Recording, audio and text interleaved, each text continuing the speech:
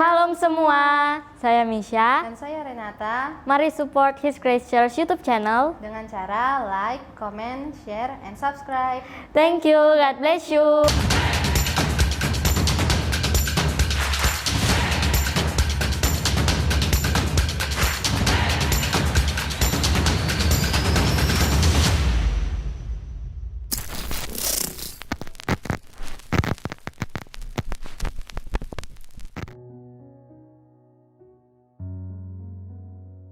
Ya, jadi memang mengampuni itu pilihan kita. Ada orang yang sudah disakiti terus-menerus, bahkan dengan orang yang sama, kita harus mengampuni. Nah, kakak mau kasih contoh, misalkan teman-teman ada kulkas di rumah kan, kemudian kita simpan daging. Jika ada daging yang busuk, apakah kita akan biarkan daging itu bercampur dengan daging yang lain yang masih segar, atau dengan ada sayur-sayuran di kulkas? Karena kalau kita biarkan kan semuanya akan kena dengan bau busuk dari daging ini. Pasti kita akan mengeluarkan daging yang busuk itu, kita buang. Begitu juga ketika kita disakiti, mungkin kita sakit hati, bahkan kita nggak bisa, sulit mengampuni. Itu yang kakak bilang, itu daging busuk dalam hidup kita. Ada kebusukan yang harus kita buang dengan cara apa? Mengampuni. Nah, kalau daging aja yang busuk itu kita buang dari kulkas, kita juga harus membuang semua kebusukan yang ada di dalam hati kita. Seperti dalam firman Tuhan, Matius 6 ayat 14 sampai 15. Karena jikalau kamu mengampuni kesalahan orang, Bapamu yang di sorga akan mengampuni kamu juga. Tetapi jikalau kamu tidak mengampuni orang, Bapamu juga tidak akan mengampuni kesalahanmu. Jadi Bapa di sorga sudah mengampuni kita, bahkan Dia sudah mati bagi kita, bagi teman-teman sebelum kita bertobat. Nah, kali ini kakak mau bilang sesuai dengan Matius 6 ayat 14-15, nah kita harus juga mengampuni orang yang bersalah kepada kita. Meskipun orang itu terus-menerus menyakiti hati kita, tetap kita harus mengampuni. Yang kedua, Efesus 4 ayat 31 dan 32. Segala kepahitan, kegeraman, kemarahan, pertikaian, dan fitnah hendaklah dibuang dari antara kamu. Demikian pula segala kejahatan.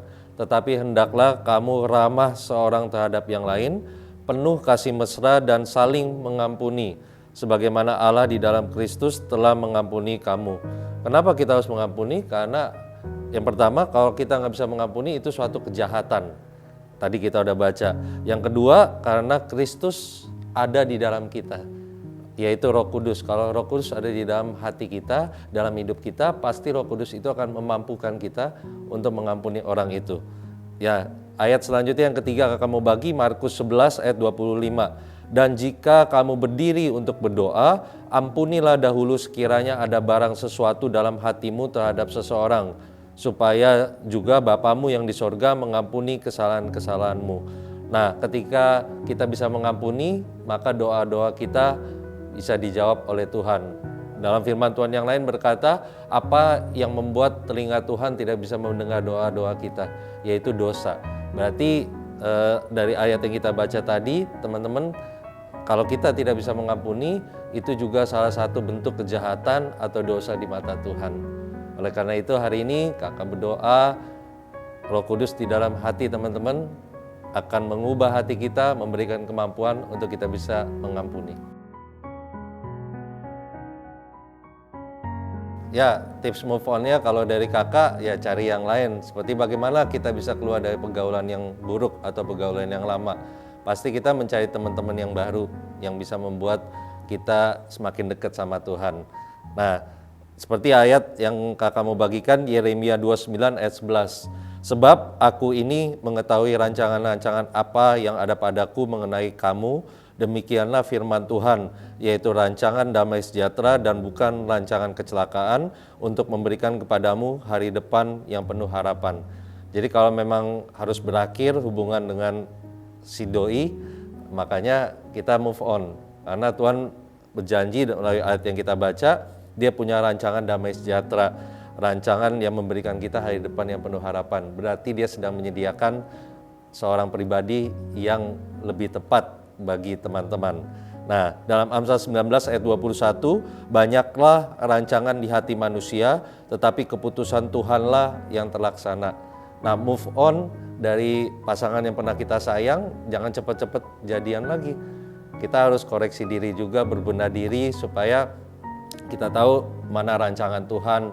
Mungkin belum tepat waktu kita untuk menjalin hubungan sama orang lain lagi dalam hal pacaran. Nah, oleh karena itu sebelum pacaran kita harus mengenal dia, jadi teman, jadi sahabat, kenal keburukannya, kenal kelebihannya, baru bisa menuju ke tahap yang pacaran yang lebih serius lagi untuk masuk dalam pernikahan.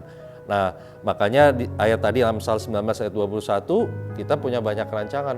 Kita mau jadian sama si A, si B, mungkin ada yang kita suka. Oleh karena itu tips move on-nya bukan dengan langsung jadian lagi sama yang lain, tapi datang kepada Tuhan.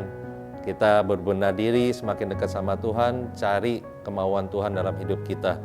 Nah, Efesus 2 ayat 10, karena kita ini buatan Allah, diciptakan dalam Kristus Yesus untuk melakukan pekerjaan baik yang dipersiapkan Allah sebelumnya. Ia mau supaya kita hidup di dalamnya. Jadi kita ketika kita putus atau kita berakhir hubungan kita, jangan terlalu sedih, jangan sampai depresi, stres. Karena apa? Firman Tuhan katakan kita ini buatan Allah. Kita berharga di mata Tuhan. Kita bisa melupakan yang sudah berlalu karena Tuhan akan memsiapkan yang lebih berharga lagi dalam kehidupan kita. Oleh karena itu, terus maju, jangan sampai gagal move on.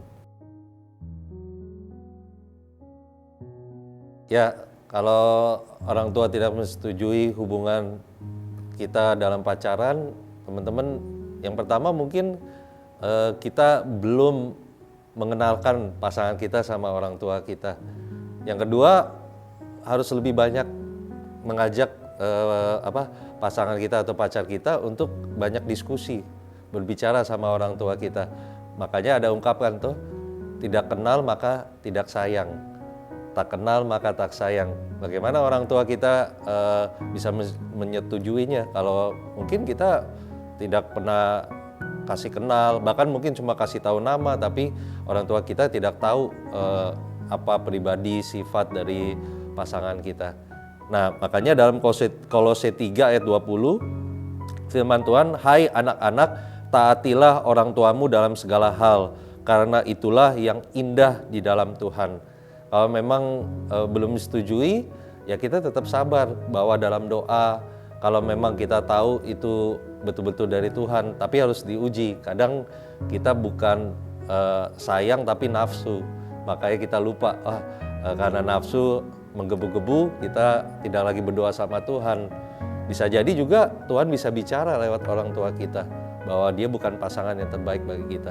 Kan Tuhan bisa bicara dari segala hal, termasuk dari orang tua kita. Karena orang tua kita kan kenal kita, sejak kita dari kecil sampai dewasa dia kenal sifat kita. Oleh karena itu orang tua kita juga harus tahu siapa pasangan kita, sifatnya gimana. Ya kalau dari kakak, ajak pasangan atau calon pasangan kita itu untuk dekat sama orang tua kita, untuk berdiskusi apa tujuannya pacaran sama anaknya, apa tujuannya ke depannya, untuk apa, untuk nikah atau cuma untuk ngisi waktu. Nah, karena di situ juga ketika pasangan kita kenal sama orang tua kenal sama pasangan kita, ada rasa nyaman. Jadi ketika mau keluar, mau kemana-mana, orang tua juga nyaman. Karena orang tua kenal siapa pasangan yang pacaran sama anaknya. Karena firman Tuhan katakan kan, taatilah orang tuamu dalam segala hal.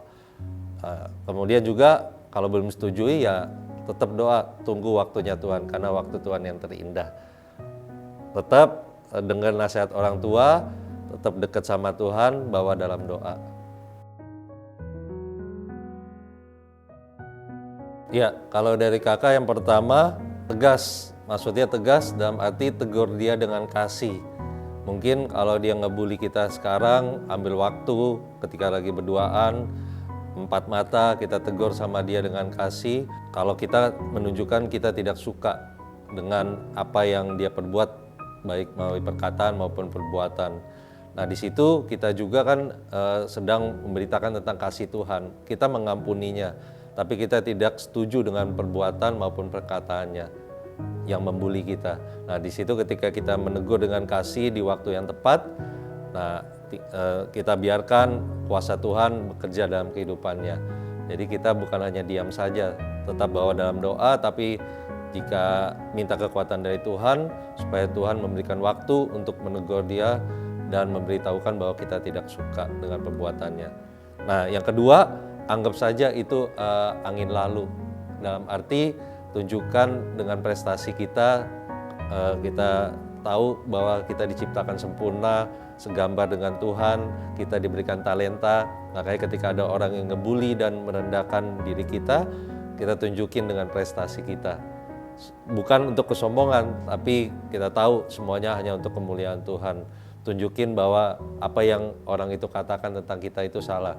Karena yang harus terjadi dalam kehidupan kita bukan apa kata orang, tapi apa kata firman Tuhan terhadap hidup kita. Tetap semangat, mengasihi orang yang ngebully kita, mengampuni, mendoakan, tapi juga kita mau mereka diselamatkan.